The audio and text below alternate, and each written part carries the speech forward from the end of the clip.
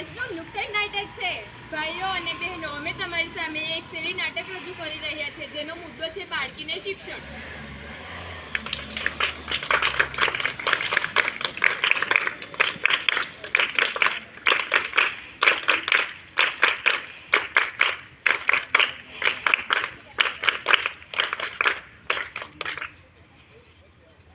તમે બધા જાણો છો શિક્ષણ એટલે શું, કે શિક્ષણની જરૂરત આપણા દેશમાં કેટલીક છે? હા, આપણા દેશમાં દીકરીના શિક્ષણની ખૂબ જરૂર છે. શિક્ષણ એ જ ને જેના મેળવવાથી દીકરો હોય કે દીકરી બંને પોતાના પગ ઉપર ઊભા રહી શકે છે. હા, શિક્ષણ એ છે જેના થકી એક દીકરો પોતાનું ઘર ચલાવે છે અને દીકરી સપના પૂરા કરે છે. હા, તમે બધા બરાબર જ છો. શિક્ષણ એ જ છે. હા, પરંતુ આપણા દેશના ઘણા ખરા વિસ્તારોમાં તો હજી પણ દીકરીને ભણવા દેવામાં નથી આવતી. હા, સાચી વાત છે. અને તેમના બાળ વિવાહ કરી દેવામાં આવે છે. અરે પણ બાળ વિવાહ તો આપણા દેશમાં ક્યાં કાનૂની છે? અરે પણ આપણા દેશમાં ગેરકાનૂની કામ તો અંદરખાને વધારે થાય છે. અને તેમાં બાળવીઓમાં કેટલી બાળકીઓ અને કિશોરીઓ પોતાને આત્મહત્યા કરીને જીવ ગુમાવી બેસે છે. હા, અને મા બાપ તો પોતાની દીકરીઓથી તો હાથ જ ગુમાવી બેસે છે. અને હા, આ બાળ વિવાહને કારણે તેમનામાં પૂરતી સમજણ ન હોવાથી તેઓ પણ મૃત્યુની ભોગ બનતી જોવા મળે છે. અને ઘણા ખરા આવા કારણો થકી તે પોતાનું સ્વાસ્થ્ય ગુમાવી બેસે છે. તેઓની ગેરસમજમાં તેઓ ગર્ભ ધારણ કરે છે. જેમાં તે પોતાનું અને એના આવનારા બાળકનું જીવ જોખમમાં નાખે છે. અને કેટલીક વાર તો બાળક અને માતા બંને મૃત્યુ પામે છે. તમે તો જાણો છો, આજકાલના જનરેશનમાં કોઈ કશું સાંભળી નથી. કાં તો સાંભળે છે તો ડિપ્રેશનમાં જતી રહે છે અને ઊંધા પગલાં ભરે છે. એમ જ પોતાના સાસુએ બોલેલા કોના ના સાંભળીને આત્મહત્યા કરી બેસે છે. હા, આવા કારણોને લીધે જ ગયા વર્ષ સુધી આપણા દેશની જનસંખ્યામાં સ્ત્રીઓની સંખ્યા ખૂબ ઓછી હતી. હા, પરંતુ આજની સરકારશ્રીઓની યોજનાઓ ઘણી ખરી એવી પણ છે જેના થકી સ્ત્રીઓની સંખ્યામાં ઘણો મોટો વધારો જોવા મળી રહ્યો છે.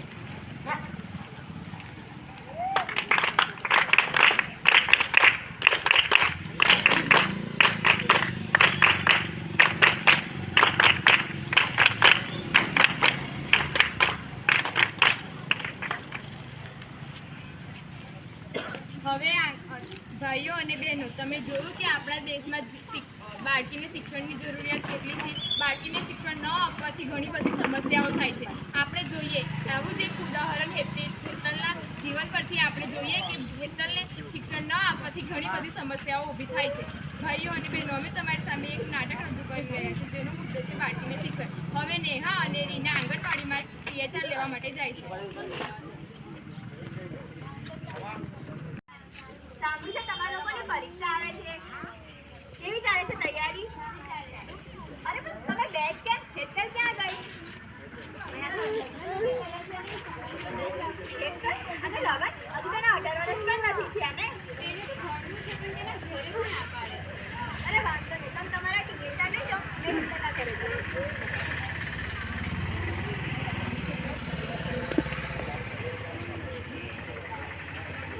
હવે આંગણવાડી કાર્યકર મેડમ હેતલના ઘરે મુલાકાત લેવા માટે જાય છે.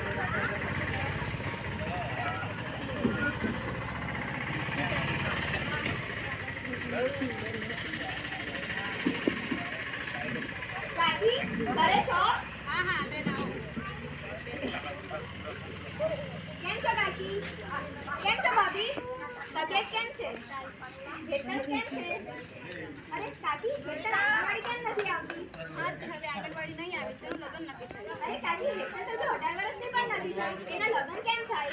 અમારામાં તો આટલી ઉંમરમાં છોકરીને પરણાવી દે. અરે કાકી, હેતલ તો ભણવામાં હોશિયાર છે ને પણ. હા, હું જાણું છું, પરંતુ અમારા સમાજનો રિવાજ છે કે છોકરી 15 વર્ષની થાય એટલે સાસરે જતી જ રહે છે. હેતલના મમ્મી કોણ આવ્યું છે? આંગણવાડી કાર્યકર. આવો બેસો બેન. બોલો બેન, કેમ આજે અહીંયા આવવાનું થયું? અરે કાકા, મેં સાંભળ્યું તમે હેતલના લગ્ન કરાવી. હા, આ અમારા પરિવારનો વિષય છે. અરે કાકા, એમ ના હોય. આ બાળ વિવાહ ગેરકાનૂની છે અને ગેરકાનૂની કામમાં સામેલ થનાર દરેકને 2 વર્ષની જેલ થાય છે. પરંતુ અમારા સમાજમાં તો આ જ ચાલતું આવ્યું છે. અરે બેન એમ ના હોય. બેન તમે અહીંથી જઈ શકો છો. આ તમારું પીએ છે.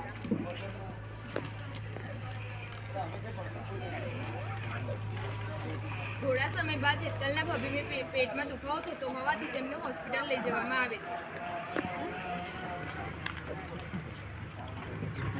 સાહેબ અંદર આવે. આવો, બેસો. આ શું થયું છે?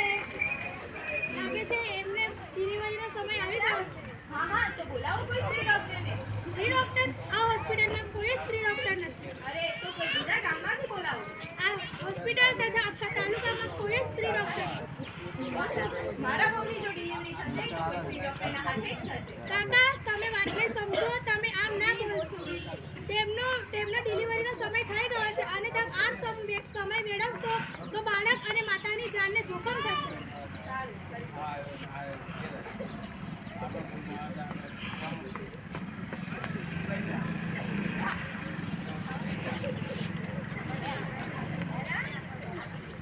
અભિનંદન, તમારા ઘરે દીકરીનો જન્મ થયો. કાકા તમારા ઘરે લક્ષ્મી આવી છે.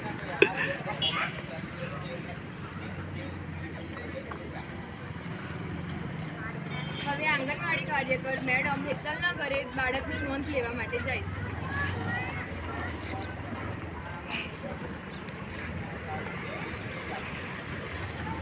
કાકા કાકી ઘરે છો?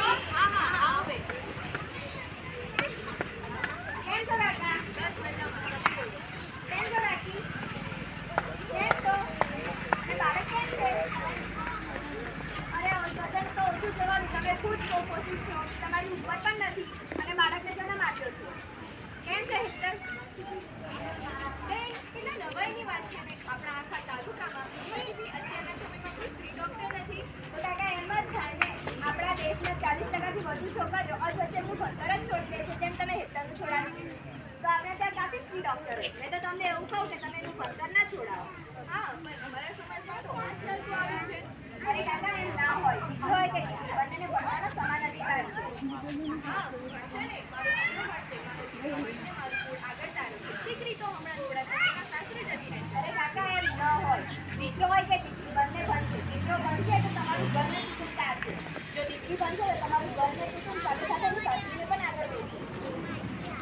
હા હું એમને એ જ સમજાવી રહી છું.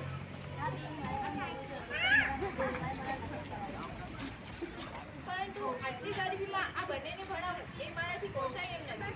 અરે કાકા તમારે ટેન્શન લેવાની જરૂરત નહીં. આપના સરકારશ્રી દ્વારા ઘણી બધી યોજનાઓ ચાલે છે, જેમ કે સરસ્વતી યોજના, કન્યા કેળવણી યોજના, બેટી બચાવો બેટી પઢાઓ, જેમાં દીકરીઓને ભણવા માટે શિષ્યવૃત્તિ, પાઠ્યપુસ્તક, ગણવેશ તમામ વસ્તુ આપવામાં આવે છે.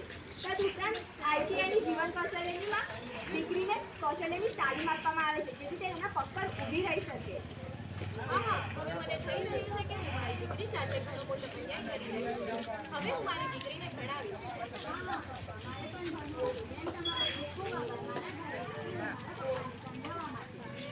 મેં તો તમને પણ કહેવાય છે કે તમારે એમ નેહાનું અને રીતના ભણતર ન બગાડવું જોઈએ. તમારો ખૂબ ખૂબ આભાર. તમે જેમ હેતલના પપ્પાને સમજાવ્યા એમ અમને પણ સમજ પડી કે ના અમારે પણ અમારી દીકરીઓને ઉચ્ચ શિક્ષણ આપવું જોઈએ.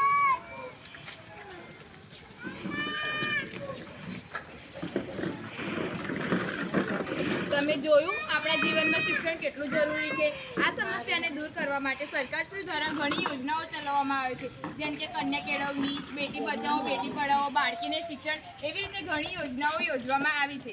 આપણે બધાએ જોયું કે બાળકીને શિક્ષણ ન આપવાથી ઘણી બધી સમસ્યાઓ ઉત્પન્ન થાય છે, જેથી કરીને ઘણા સમાજમાં આપણે જોઈએ છીએ કે બાળકીને નાની ઉંમરમાં જ પરણાવી દેવામાં આવે છે. જો એને નાની ઉંમરમાં પરણાવી દેવામાં આવે તો તે નાની ઉંમરમાં ગર્ભ અવસ્થા ધારણ કરે છે અને જે ગેરકાનૂની છે. આપણે જો નાની ઉંમરમાં બાળકીને પરણાવી દઈએ તો 2 વર્ષની જેલ પણ થઈ શકે છે, જેથી કરીને આપણે આ સમસ્યાને અટકાવવાની છે. ગેરકાનૂની કામને બંધ કરાવવાના છે. બાળકીને નાની ઉંમરમાં ગર્ભ અવસ્થામાં થતા આ સમસ્યાને આપણે રોકવાની છે, જેથી કરીને બાળકી પોતાના શિક્ષિત બને અને પોતાના પગ પર ઊભી થઈ શકે. જેથી કરીને સરકારશ્રી દ્વારા આપણને ઘણો બધો લાભ પણ મળે છે. આપણે આપણી ગરીબી હોવા છતાં પણ સરકાર દ્વારા ઘણી બધી યોજનાઓ ચલાવવામાં આવે છે જેથી આપણે આપણી બાળકીને શિક્ષણ પૂરું પાડી શકીએ છીએ. અમે અમારા આ હેતલના નાનકડા પ્રયાસ દ્વારા તમને ફક્ત એટલું સમજાવીએ છીએ કે જે હેતલના પપ્પા એની દીકરીને ભણાવવા ઈચ્છે છે એવી રીતે તમે બધા પણ તમારી દીકરીઓને શિક્ષિત બનાવો, ભણાવો અને સારી રીતે શિક્ષિત કરો એટલી જ અમારી વિનંતી છે.